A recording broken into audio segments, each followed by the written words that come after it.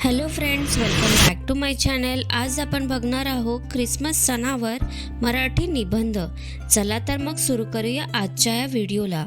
Christmas हा आनंद, प्रेम आणि शांततेचा संदेश देणारा एक सुंदर सण आहे. हा सण 25 डिसेंबर रोजी जगभरातील ख्रिश्चन समाज मोठ्या उत्साहात साजरा करतो.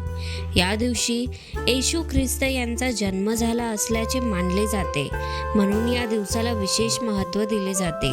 ख्रिसमस सण अनेक देशांमध्ये सार्वजनिक सुट्टीचा दिवस असतो.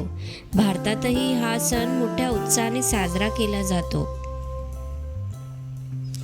चर्चमध्ये विशेष प्रार्थना केल्या जातात आणि लोक एकमेकांना मेरी ख्रिसमसच्या शुभेच्छा देतात.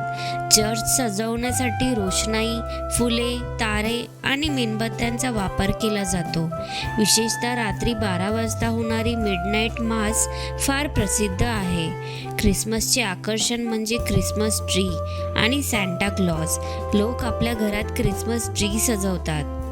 मुलांना सॅन्टा क्लॉज भेटवस्तू देतो अशी एक आनंददायी कल्पना आहे.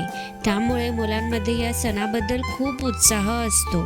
सॅन्टा क्लॉज ही प्रेम आणि दयाळूपणाची प्रतिकात्मक व्यक्तिरेखा आहे. या सणाला गोड पदार्थांना खूप महत्त्व असते.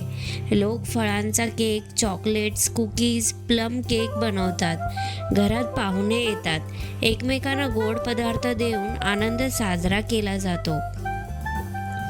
या दिवशी गरीब व गरजू लोकांना अन्न, कपडे आणि भेटवस्तू देण्याची परंपरा देखील आहे. ख्रिसमस केवळ ख्रिश्चन धर्माचा सण नाही, तर तो सर्व धर्मांच्या लोकांनी मिळून साजरा केला जाणारा सण आहे. तो आपल्याला प्रेम, क्षमा, दया आणि बंधुता यांचा संदेश देतो.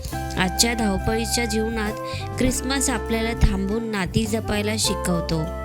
ख्रिसमस सणामुळे समाजात आनंद, उत्साह आणि सकारात्मकता पसरते. लोक आपले मतभेद विसरून एकमेकांच्या जवळ येतात.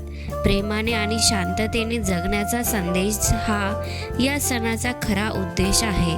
शेवटी आपण या ख्रिसमस दिनी संकल्प करूया की आपण नेहमी चांगले वागू, एकमेकांवर प्रेम करू आणि गरजू लोकांना मदत करू. मेरी ख्रिसमस. तर मित्रांनो, आजचा हा निबंध तुम्हाला कसा वाटला हे मला नक्की कमेंट करून कळवा.